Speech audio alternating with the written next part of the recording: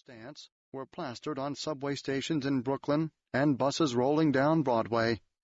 He was a sepia-toned success story on the cover of Men's Journal and the PGA Player of the Year. He put his adventure hat on for Chevrolet in America and Holden in Australia. He urged people to write with LeBoeuf pens, use Cobra clubs, consider Maxfly balls, play 18 holes at the Medalist, buy Norman turf, sail Norman yachts, fly Qantas, wear a Rolex, and attack life in Greg Norman clothes. 2 years earlier, in a villa on the other side of America, the cornerstones of this success story, International Management Group and the man they once marketed, had collided. Then nobody was smiling. Norman, his chiseled face intent, was talking to his agent, Hughes Norton. Norman's elegantly beautiful wife, Laura, sat beside him. They were discussing the successful outcome of the biggest gamble of a career founded on risk. In 1990, Norman had invested $2 million of his own money in Cobra Golf, Inc., acquiring a 12% stake in the company. Even before the primary shares were offered in September 1993, it was clear that Norman's stake was worth almost $20 million. By January 1, 1996, it would be worth nearly $44 million. In the meantime, Norman had left IMG, and the small matter of a commission had arisen. Earlier, they had reached a stalemate, but now Norton believed he had a temporary solution in mind, a destination for the $1 million in question, a safe house, as it were, on the way to IMG. "Greg," he said slowly, "you're wrong not to pay IMG, but if you can't bring yourself to pay it to them, why don't you pay it to me?" Chapter 1. The Milky Bar Kid. The guys who want to be great players learn from the age of 15 that if you're not willing to totally fall on your face with the whole world watching and deal with it and stay up, then you don't become a champion. Dr. Bob Rotella, sports psychologist, 1996. When Toynee Norman played her last round of golf, the bougainvillea were in bloom, crowding the tees with their scarlet and purple blossoms as she walked wistfully from the 18th, her pregnant belly heavy and awkward. She had managed to keep playing for more than 7 months, holing out weekly amid the ghost gums and sand greens of Mount Isa. But when the summer came with scorching metallic skies, she was forced to admit defeat. On February 9, 1955, she was admitted to the hospital with high blood pressure. Gregory John Norman was born the next day, arriving in the world with fine milky hair and a piercing scream. He weighed 8 pounds, 11 ounces.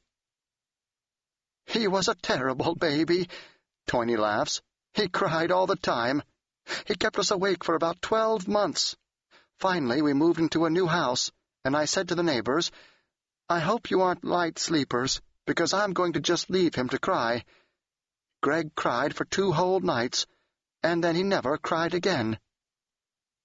Both Toynee and her husband Mervyn were of Nordic ancestry.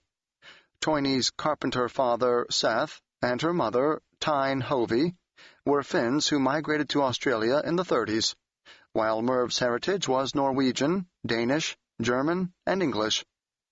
They met and fell in love on the tennis court, and when Greg was born, Merv was working as an electrician for Mount Isa Mines in northwest Queensland, a noisy jumble of slag heaps and shuddering pipelines.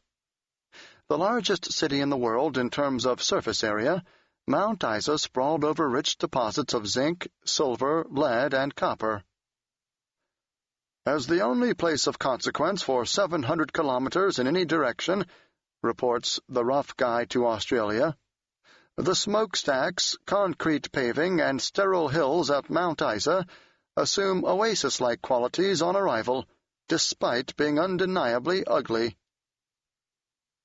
Perhaps fortunately, the Normans moved away when Greg and his older sister Janice were still tiny, taking up residence in Townsville, an arid and muggy but altogether more convivial spot near the translucent waters of the Great Barrier Reef. Merv set up his own engineering practice, and Toyney played golf again and tried to cope with Greg and Janice. "Both my children were little horrors," she says. Her son was barely 6 when he discovered the joys of Magnetic Island, a vividly beautiful granite triangle just off the coast. The Normans had a small holiday house among the palms there, and Greg and Janice spent every spare hour of their childhood skin-diving and spear-fishing among the coral reefs, roasting their catches over an open fire. "That's all I did," Norman says, "if I wasn't playing football or cricket or rugby or Australian rules. I definitely wasn't studying, that's for sure." School was the bane of his life. He remembers a certain fondness for engineering, geography, and physics, but his mind was always elsewhere. He despised French. "He didn't like school," Toyney says. "He'd rather have been outside. He didn't apply himself. His father tried to get him to, but he'd rather play sports, to the despair of his teachers. I ran into his headmaster years later, and he said, 'I often wondered what was going to happen to Greg.' They always thought he could have tried harder."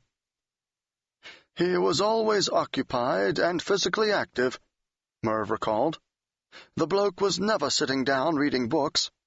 The simple thing is that his coordination was so good that any sport he touched he could have played it well.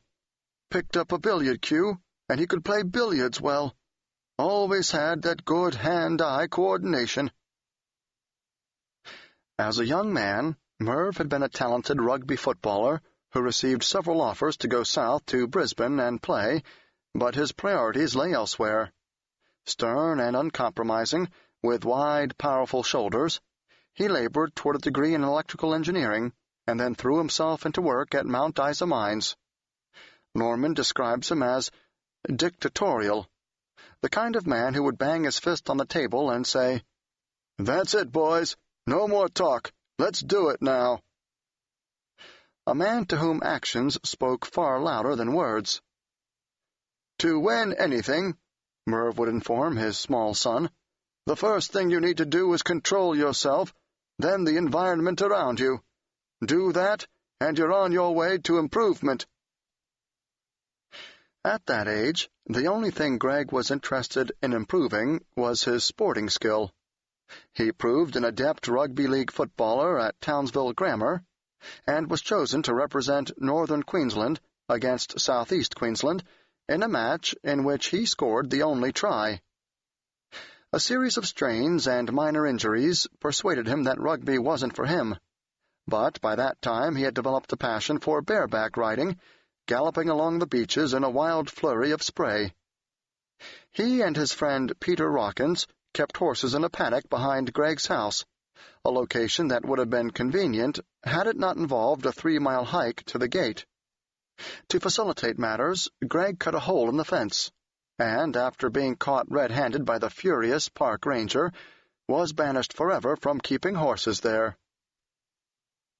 Like a lot of young boys, Greg saw his father as dull and authoritarian.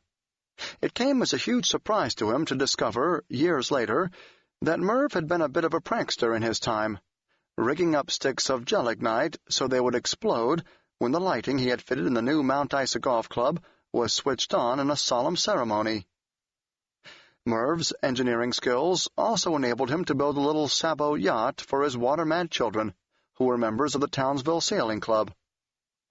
Greg was already steeped in the machismo of Australian society, and he immediately appointed himself captain of the Peter Pan, shouting down his older sister.